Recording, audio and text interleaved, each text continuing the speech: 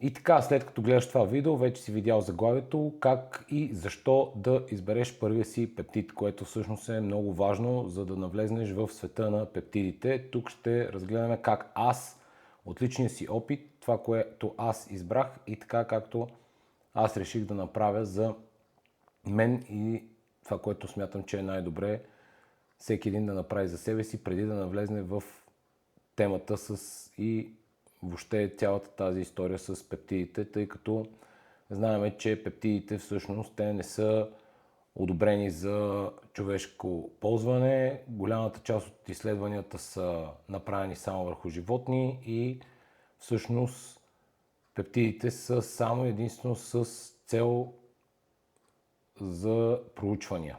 Тоест те не са нещо, което е медицински одобрено.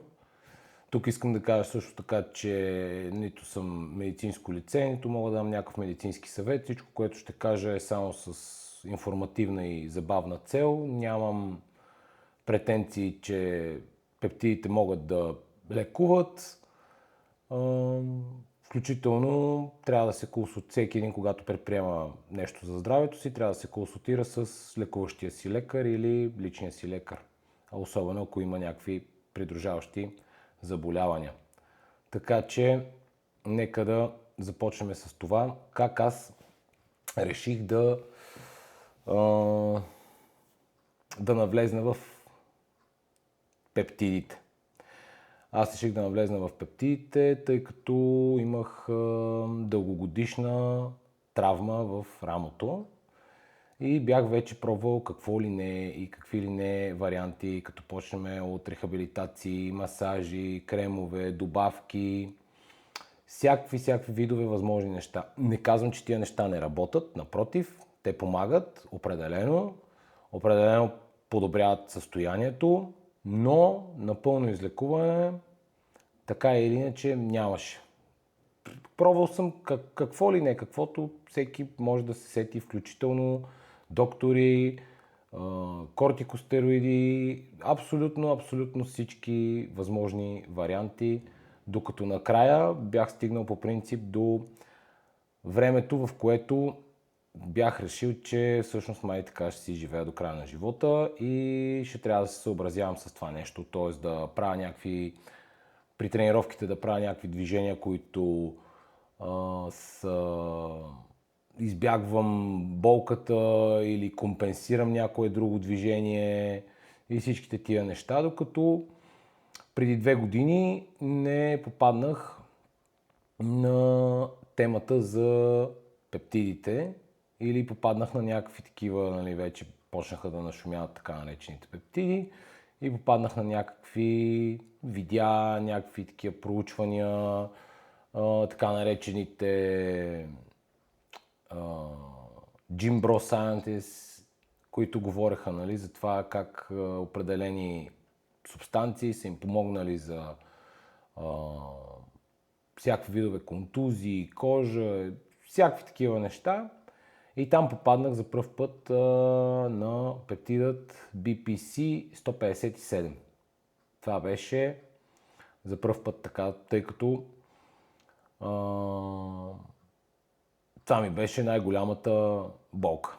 Нали? В последствие, през изминалите 2 години съм изпробвал много пептиди. Ще говоря за тях в последващи видеа. Но сега, как избрах първи си пептид, т.е. как се хвърлих в това море от информация и от всичките тия пептиди и всякакви такива неща. Първо съм доста недоверчив, нали? Вече бях пробвал най-различни неща, като почнем от хомеопатичните, т.е. тия, които са най-ушким безвредни за организма, най-натуралните, всякакви видове неща, докато не стигнах накрая до тези така наречени немедицински препарати. Първото най-важно, когато избирам своя пептид, съответно и всеки един човек, според мен, когато трябва да избира своя пептид, трябва да си направи поне 3 неща трябва да направи. Като за мен първото нещо е проучването. Хубаво да седне, да прочете форуми, да види хора, които са използвали вече пептидите, как са им подействали на тях, но не на един-двама, а да види примерно 10 човека, 15 човека, горе-долу какви са били ефектите, какъв е бил контекста, какво е било тъканото възстановяване, за различните травми да види как по различен начин. Примерно аз бях проучил как действа при голф лакет, как е при различни сухожилия разтегнати, глезени, рамене също, нали, това, което мене ме интересуваше. Цялото това нещо да се направи едно хубаво проучване, да не се взимат импулсивни решения, ами да се разгледат всичките положителни и отрицателни неща на на една определена субстанция. Защото, както всяко едно нещо, то си има и положителни и отрицателни неща. Това е най-важното, плюс това, че в крайна сметка, пак да не забравяме, пептидите не са одобрени за човешка употреба. В по-голямата си част те са изследвани само единствено върху животни. Макар че към днешна дата, според мен, много хора използват пептидите и вече бих казал даже, че можем да кажем, вече има и изследвания върху хората, но това е абсолютно само единствено в интернет и в теорията на конспирациите. Второто нещо, което е много важно, когато избирах първия си пептид, нали, е полуживота. Тоест, тъй като това са изследователски препарати, не знам как бих реагирал на такова нещо, затова исках и първият ми пептид да е с по-кратък полуживот. Тоест, БПЦ-то се приема всеки ден, което означава, че полуживота му е кратък, т.е. то бързо се разгражда в организма. Съответно и бързо ще го напусне след това, т.е. до няколко дена, ако изпитам някакъв страничен ефект от пептида, мога да прекратя с него и да кажем до ден-два, че нещата може би ще се успокоят. Т.е. няма дълъг полуживот, който да чакам дълго време, евентуално да премине през организма. Това е много важно, когато избирах първия си пептид, да има кратък полуживот. За мен това е едно от най-важните неща. Другото, което е, не започнах с така наречения върколашки стак, нали, което е, там се включва още един друг пептид, TB500. За него ще говоря малко по-натам или въобще за стака БПЦ 157 с TB500. Аз започнах с чисто БПЦ. Никога не се започва с цели стакове, тъй като пак там не знаем какви ще са, не знаех какви ще са и никой не знае какви ще са реакциите, когато започнеш или от кой от всичките пептиди или дори с добавките винаги започвам една по една, без да вкарвам много наведнъж, за да виждам какви са реакциите и обратната връзка на тялото ми. И третото, според мен, което е много важно, когато се избират пептидите, е да се направи проучване откъде ще си ги вземем. Това е много важно също, тъй като, пак за пореден път ще се повторя, не са аптечни продукти. Не знаем чистотата, не знаем откъде идват, не знаем кой как ги е произвел, как се съхранявали, как достигат до тебе. Всичкото това нещо трябва да е също много информирано решение. Да се допитаме до някой, който ги ползва, да видиме, да проучиме сайта, да видиме отзиви, да видиме някой, може ли да се свържеме с някой, който вече ги е ползвал, 1, 2, 3, 5 човека, за да можем да разберем всъщност чистия продукта, не е ли чист, добро качество ли доставят, не е ли добро качество.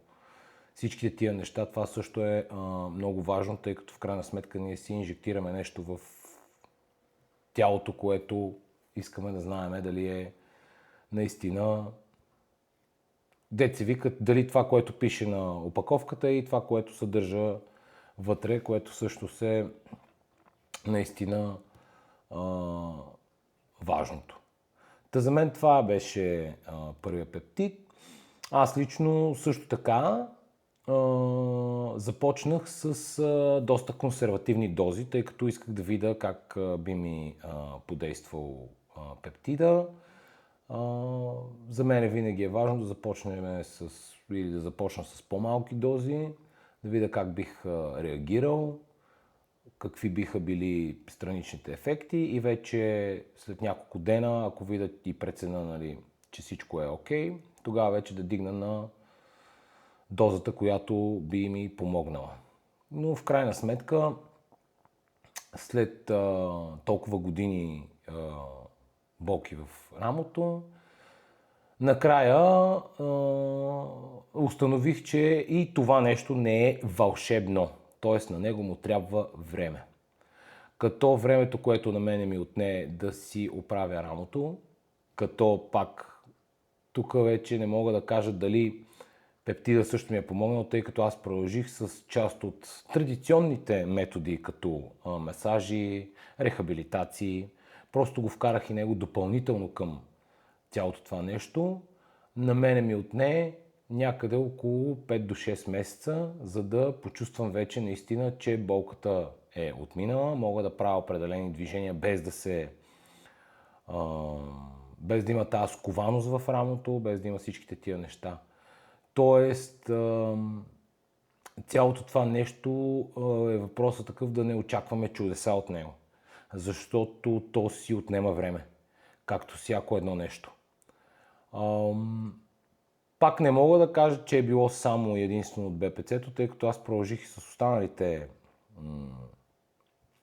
останалите процедури, които си правех, отделно, нали, и добавките, които взимам противовъзпалителни.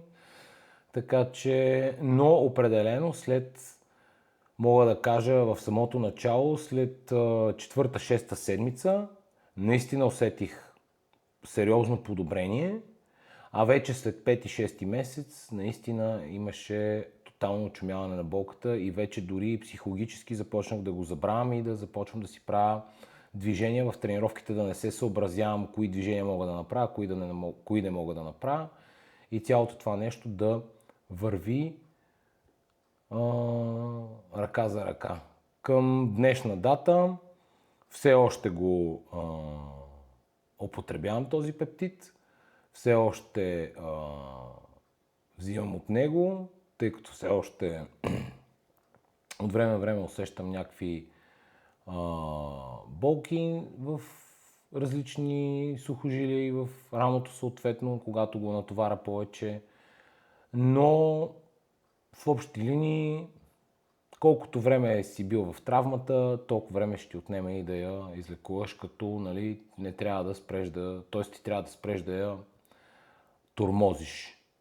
Т.е. да престанеш да действаш върху натоварването. Също така не мога да докажа дали е и плацебо ефекта на това цялото нещо, тъй като, както споменах, към днешна дата все още го приемам. Чувствам се добре, няма болки, но това е. И в общи линии това е моя опит с БПЦ-то. С БПЦ 157, като в по-късен етап вкарах вече и бленда БПЦ с TB500, исках да го пробвам и него, затова ще говорим малко по-натам в видеята. И така аз поех по пътя и видях, че всъщност голяма част видях, че тези неща работят за мен. Не съжалявам за това, че съм пробвал, не съжалявам за това, че съм си ги взел. Въпросът е да взимаме добри информирани решения, да си направим проучванията, да попитаме хора как са се възстановили те, да видим как ще реагира нашето тяло и всичките тези неща. Ако те интересува нещо друго, което съм пропуснал в видеото, може да оставиш коментар отдолу, да ме попиташ, чета всички коментари, няма да пропусна никой, така че ако те интересува още нещо относно пептида, бих отговорил как и защо би повлияло. Така че, виждаме се в следващото видео. Чао!